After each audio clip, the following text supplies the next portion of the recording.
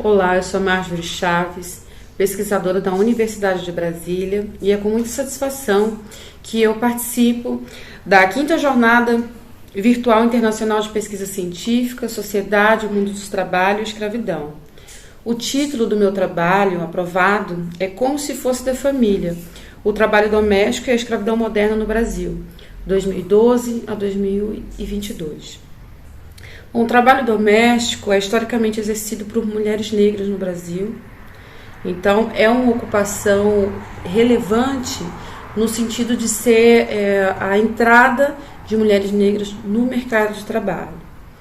Porém, ainda bastante acompanhado de informalidade, de não cumprimento da legislação trabalhista, e especialmente de má remuneração, né? A baixa remuneração.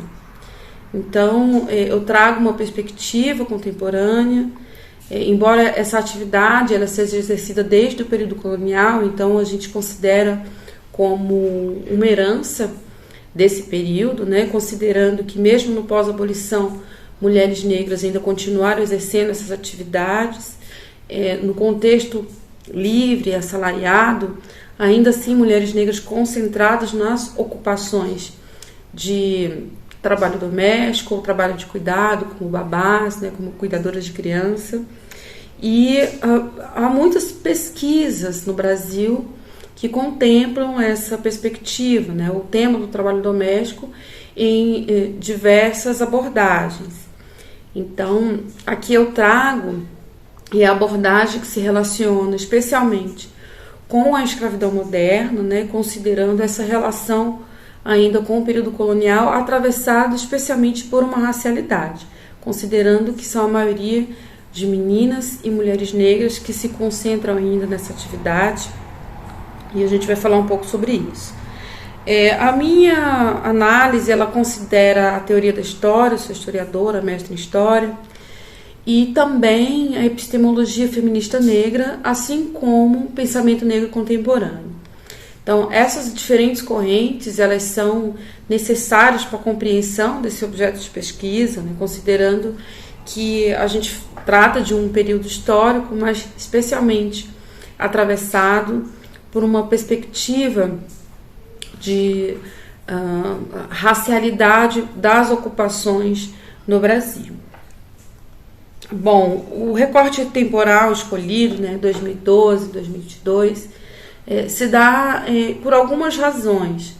A primeira delas é que em 2012, na virada de 2012 para 2013, a gente tem a aprovação de um instrumento legal bastante importante no sentido de reconhecer os direitos trabalhistas das trabalhadoras domésticas. É a Emenda Constitucional 72 de 2013, que é resultado da aprovação da proposta de emenda à Constituição 66 de 2012, conhecida como PEC das Domésticas.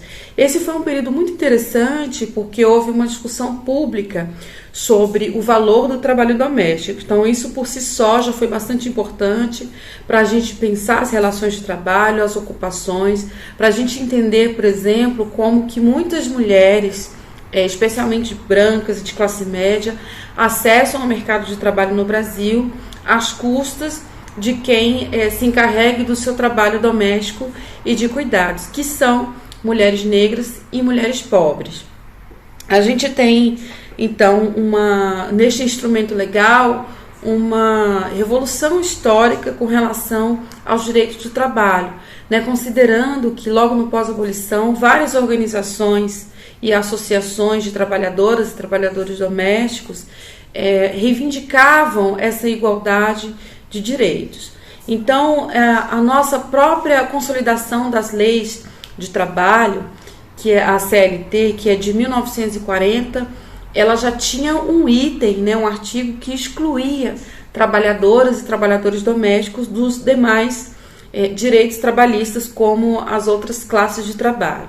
Então, houve todo um processo muito árduo, muito discutido, para poder se igualar essas relações de trabalho, ou seja, direito a férias, a licença maternidade, a aposentadoria, assim como outros direitos também de outras categorias do trabalho.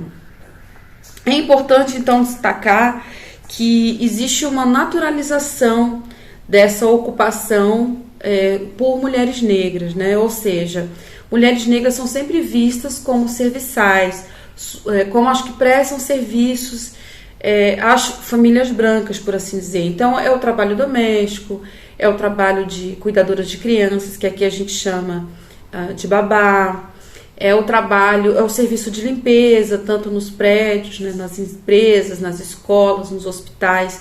Todo esse trabalho, né, de deixar o ambiente ali disponível e salubre para que as pessoas possam exercer as suas atividades, elas são exercidas por mulheres negras. Então, há uma naturalização desse trabalho, de forma que mulheres negras não são vistas como pesquisadoras, como advogadas, como médicas, como historiadoras.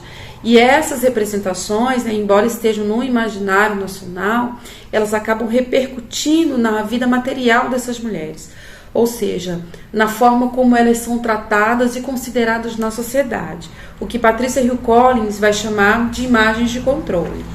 Então, há de fato uma preocupação, quando a gente estuda trabalho doméstico no Brasil, de desconstruir essas imagens, né? De tornar, de inverter essas imagens ou criticar essas imagens como únicas formas de perceberem as mulheres negras no mundo do trabalho.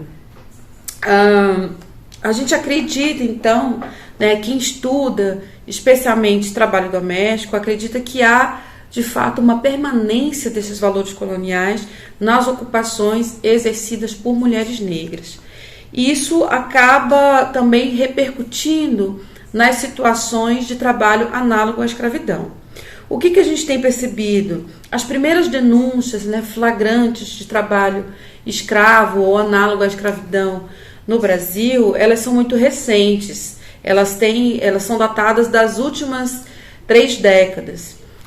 Isso quando o Ministério do Trabalho, né, organiza um setor específico para investigar e apurar as denúncias de trabalho escravo, mas especialmente localizadas em ocupações originalmente ocupadas por homens, ou seja, havia uma ideia de que o trabalho análogo à escravidão era masculinizado, ou seja, indústrias clandestinas ou mesmo em lavouras, né, em grandes plantações, que se apuravam denúncias de trabalho escravo. Mais recentemente é que se passaram a receber denúncias e se apurar a denúncia de trabalho escravo no âmbito doméstico, até porque, né, o ambiente doméstico, né, o ambiente particular da vida das pessoas é de difícil acesso, então dificulta muito a fiscalização. Então, é bem recente que o Ministério do Trabalho tem feito, junto com o Ministério Público do Trabalho, uma ação contínua e organizada para fiscalizar essas denúncias de trabalho doméstico análogo à escravidão. E aí eu trago também dois exemplos bastante emblemáticos aqui no Brasil, que é de 2 mulheres, coincidentemente chamada Madalena.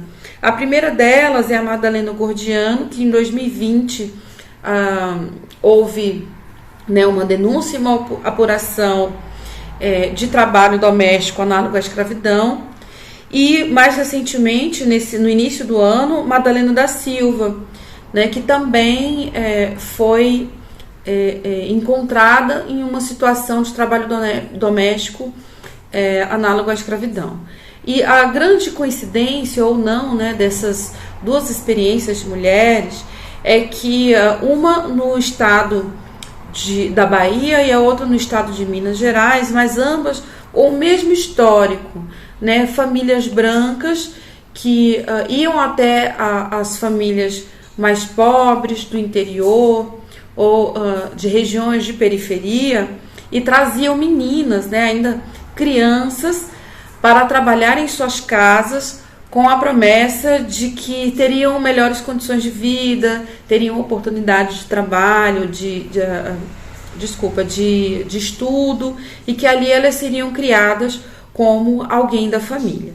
E na verdade esse discurso ele é muito comum, né, para aliciar essas crianças para o trabalho doméstico, com uma falsa promessa de melhoria de vida para as famílias, inclusive muito pobres, né, que muitas vezes têm outros filhos e não têm condições de dar uma boa condição de vida e oportunidade de estudo. Então a história dessas duas Madalenas atravessa essa perspectiva da racialidade. São duas mulheres negras que passaram décadas servindo a uma família branca, criando os filhos, cuidando dos animais, cuidando dos afazeres da casa, enquanto a família levava ali uma vida de classe média, de boa reputação. Então, o que a gente vê hoje e que é importante a gente destacar no trabalho escravo moderno é essa característica, né, bastante ideológica, de valores do que é ser uma mulher negra, né, como serviçal, como abnegada, como apta ao trabalho doméstico, ao trabalho braçal, e as famílias brancas que outrora trazem essas meninas para suas casas, prometendo que elas façam, né, como considerando ou dizendo que as consideram como parte da família, e que na verdade exploram por anos esse trabalho. Então eu acho que essa é uma perspectiva importante da gente pensar o trabalho doméstico, apesar de todos os diferentes vieses, né, e perspectivas que já são analisados no Brasil, mas entendendo como uma situação grave e que exige especialmente uma resposta do Estado, uma resposta das autoridades, para que mulheres negras e especialmente meninas negras não sejam colocadas nessa situação. Então é essa a perspectiva breve que trago do meu trabalho, da minha análise. Espero trocar com vocês algumas ideias no futuro, de uma forma presencial. Muito obrigada pela oportunidade.